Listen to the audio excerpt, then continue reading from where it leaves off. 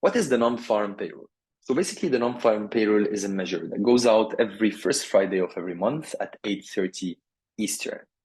It's a measure that a lot of people wait for. Why? Because it's the total number of paid workers in the US economy. It gives us a look at how many paid workers are there, but it excludes four main categories. Number one, farm. Obviously, it's a non-farm payroll, so it excludes farm workers. It excludes government workers, government employees.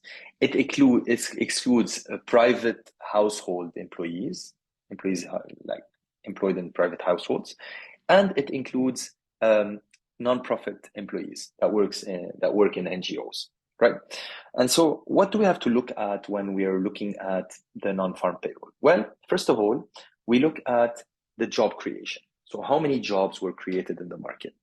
Okay, and that gives us a look at how healthy the economy is.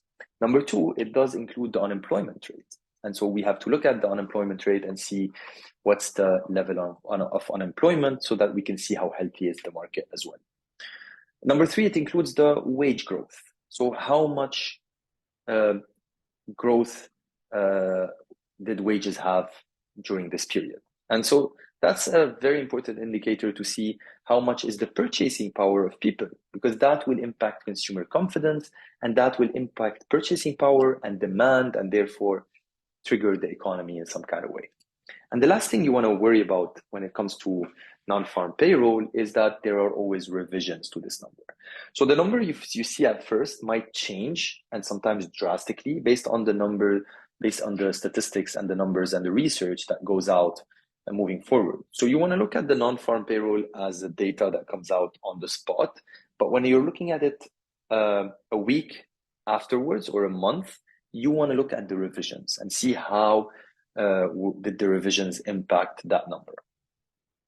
A lot of economists and investors look at this number to really assess how the economy is going and how it's going to impact the market, and how healthy is the market, and how is the consumer behaving versus certain sometimes complications in the economy. So I added some details below. Check them out. Make sure to really look at the numbers and really get accustomed to these reports so that you can know how to trade better and you can know how to invest better and know how the market would react to these reports.